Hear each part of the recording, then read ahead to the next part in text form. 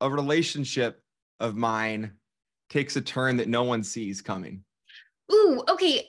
Peter, Pilot Pete, we'll go back to your Bachelor days. Are we Oh God, talking about, why did I just say that?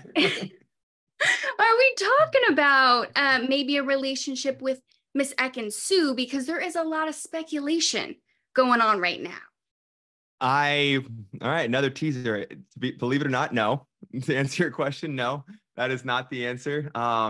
Listen, Ekin and I, we got along so well in the castle. First things first, Peter, I have to tell you, you played a great game. You Thank played you. a hard game. Looking back, what do you think is the moment you're most proud of? Ooh, well, appreciate that. Thanks for the words. I think it was kind of when I felt like I came into my own from the shield block play. And once I successfully pulled that off, it gave me a whole new level of confidence that I didn't have until that point. It just wasn't possible. I'd never played a game show. I didn't know what the hell I was doing. And I think I benefited from not really knowing any of the other players when I showed up that first day, because if I did, I may have had some type of intimidation that could have crept into my mind. Like, these people really know what they're doing. This is like their element.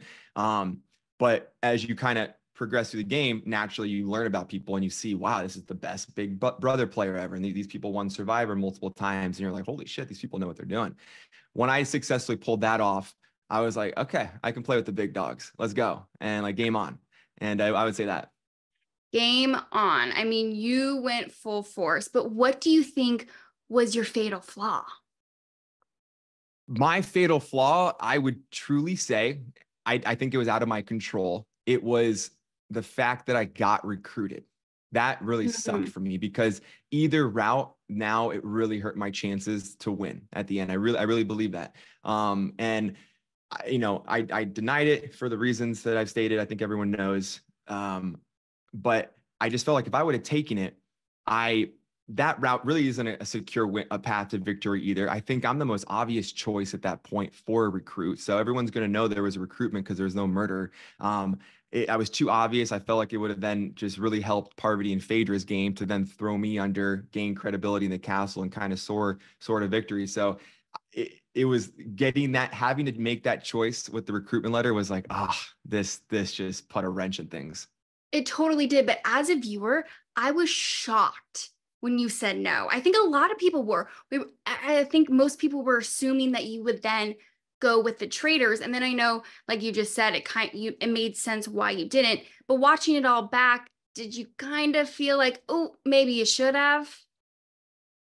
Honestly, no, I'm very, I made my decision, and I stand by it. Ultimately, I would have taken a recruitment at any point before, like the Parvati one. Yes, I'm choosing her as the Traitor in the beginning. I am gonna love life, and I'm gonna play as hard as possible, and different strategy, obviously, but I would have enjoyed that so much.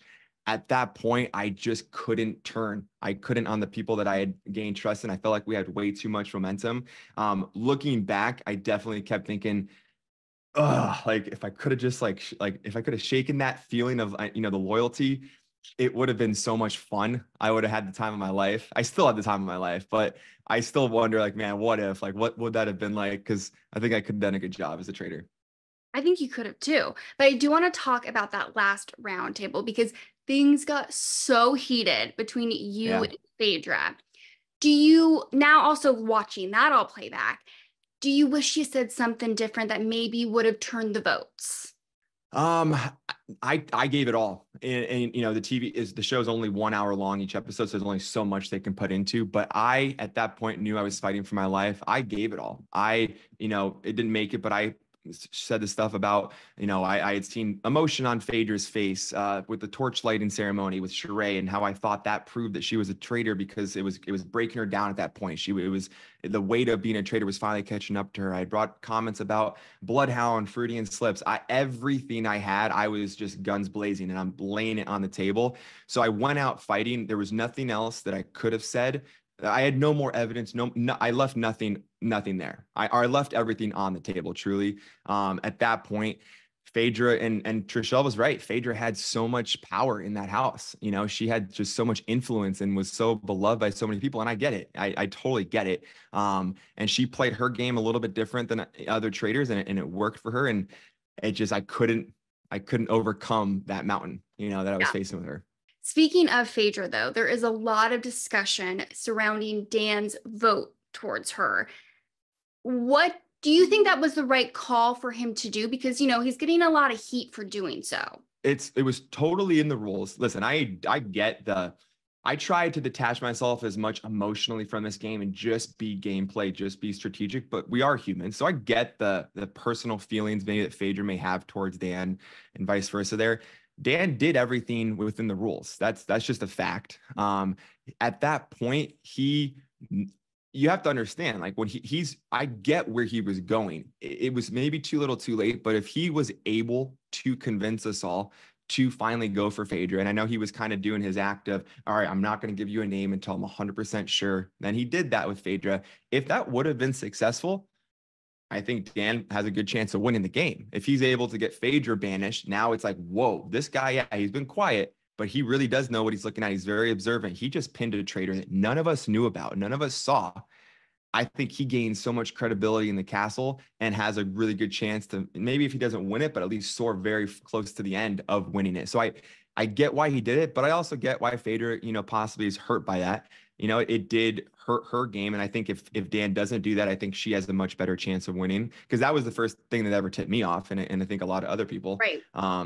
But I get it. I have to be honest. I get it. I would imagine all of this is going to come up in the reunion, and you guys just filmed it. I know you can't tell me much, but you got to give me a little tease. I'll give you a tease. A relationship of mine takes a turn that no one sees coming. Ooh, okay. Peter, Pilot Pete, you know, we'll go back to your Bachelor days. Are we talking about... why did I just say that? Are we talking about maybe a relationship with Miss Ekin Su? Because there is a lot of speculation going on right now. All right, another teaser. Believe it or not, no. To answer your question, no, that is not the answer. Listen, Ekin and I, we got along so well in the castle. Really, like one of the best friendships I had come from that. But we really are. We're great friends. That's what we are. She's out in London now. She just started filming Big Brother, and we get along super well. And I love Ekin. But yeah, we truly are. We're good friends. But It's a different relationship. So just good friends, because I did see a photo of her and your mom. And as Bachelor fans know, I think that's what sparked the whole speculation right there. I get it. Yeah, I totally get it. No, my mom, she obviously loves Ekin too. And no one doesn't love Ekin. You meet Ekin, you're going to fall in love with her. So my mom thinks very highly of her and loves her as a person. But we're really good friends. It's clear that you guys all had so much fun. I know there was probably some really stressful moments, but it did look like you guys had so much fun. Was there a moment that wasn't caught on camera that was just so silly, so fun? Some of the most fun moments of the entire show were, like, obviously the missions. That was so cool because you lost the whole us versus them attitude of like trying to figure out like the two sides of the castle. It was like, we're all in this together, except for maybe the arrow mission. That was the one that pinned us against each other, but everything else was mission. And like, we had the time of our lives. So like my favorite one was the first one we did in this lock with this like Harry Potter scenery. It was just so surreal. But some of the most fun moments actually were as we'd finished filming, before they would take us one by one out, and so we never knew who the traitors were at the end when they'd go make their selection for murder. And we get to we got to kind of chill and unwind and have a glass of wine, and we were just just shooting the shit and just making jokes and having good times. It was off camera, but it was like that's where we bonded the most, and we all looked forward to those moments at night. We finished wrapping, we got about 30-40 minutes as everyone's getting taken out one by one, and we'd always be sad when they'd call your name and you'd have to leave, and you're like, no, I want to stay and hang out with everyone. And it was truly a very close-knit cast, and we made memories, we'll have for the rest of our life. I love it. One last question before I let you go. Traitors, Bachelor, what would you do again? Traitors in a heartbeat. Oh my God. No question in my mind. I loved it. Every second of it.